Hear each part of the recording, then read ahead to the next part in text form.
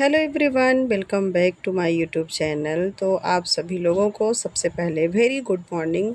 तो कैसे हैं आप सभी लोग और कैसे चल रही है आप सबकी पढ़ाई? आई होप आप सब बहुत अच्छे होंगे और सबकी पढ़ाई भी बहुत शानदार ही चल रही होगी।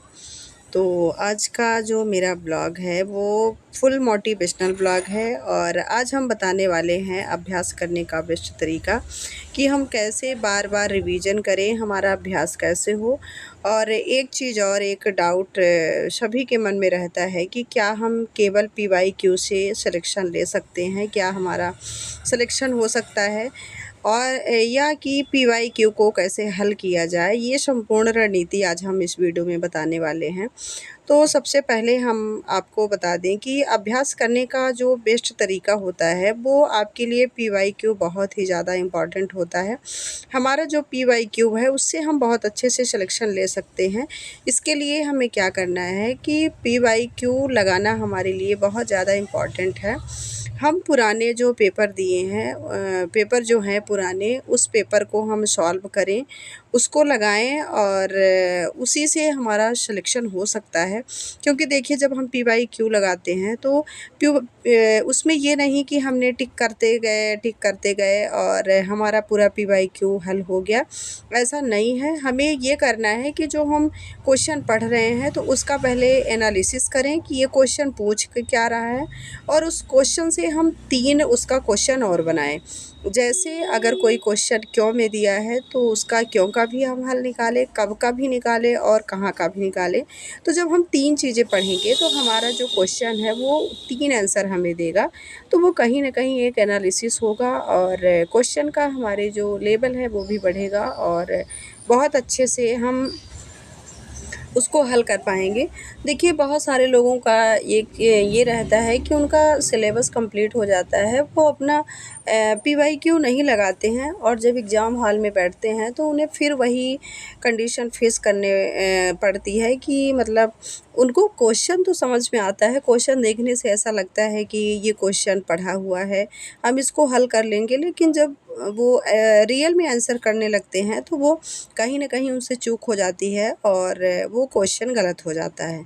तो देखिए एक चीज़ ये रियलिटी है सबकी, तो आज हम आपको रियलिटी दिखाना चाहेंगे कि देखिए सबके साथ ऐसा होता है। जब हम एग्ज़ाम हॉल में बैठते हैं तो हमें ऐसा लगता है कि हमारा ये जो क्वेश्चन है ये हमसे बिल्कुल 100% आ रहा है। लेकिन जब हम उसका आंसर करने लगते हैं तो हमारा जो आंसर है वो गलत हो जाता है।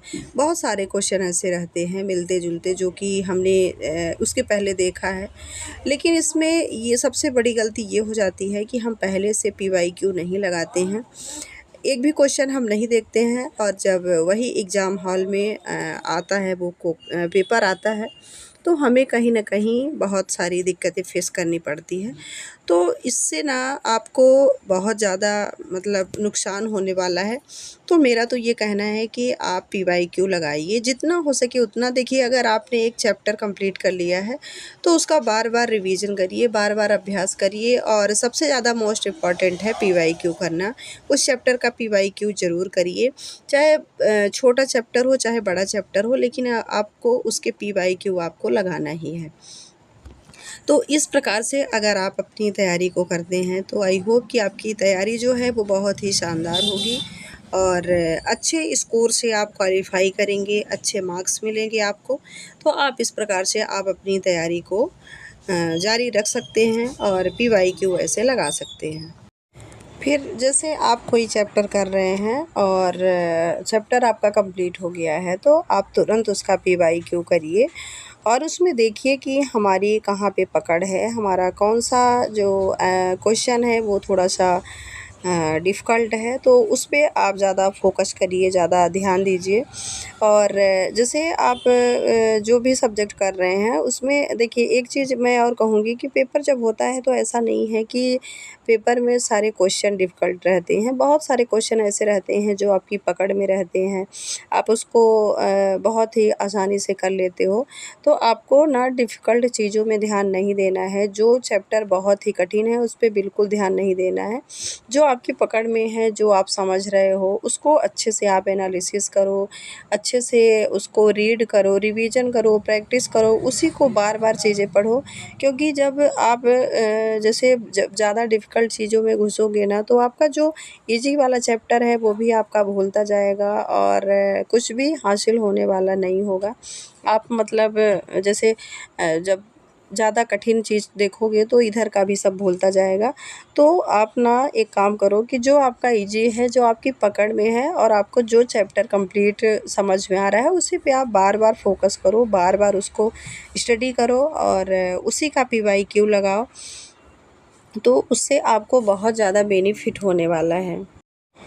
एक चीज़ मैं और यहाँ पे कहूँगी, सपोज़ दैट आप साइंस के स्टूडेंट्स हैं, साइंस की आप प्रिपरेशन कर रहे हैं और आपके एग्ज़ाम में न्यूमेरिकल क्वेश्चन आ रहे हैं, तो आप ये सोच रहे हैं कि न्यूमेरिकल क्वेश्चन आ जाएंगे तो हमारा सिलेक्शन नहीं होगा, हम क्वेश्चन को सॉल्व नहीं कर पाएंगे।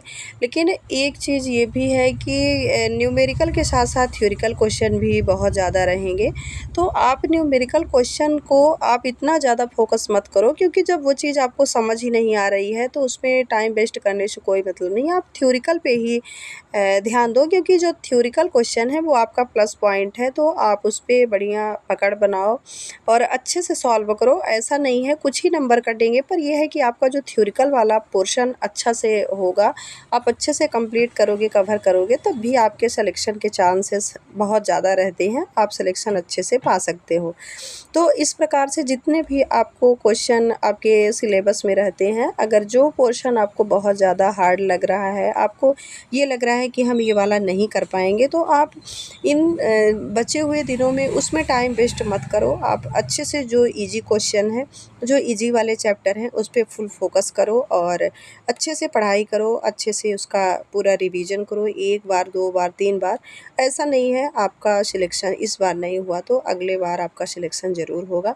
बस ये है कि आपकी पढ़ाई शानदार होनी चाहिए, मेहनत होनी चाहिए और पूरी लगन के साथ होनी चाहिए, तो बिल्कुल आपको सिलेक्शन मिल सकता है। तो इन्हीं सब के साथ हम करते हैं ब्लॉग को एंड।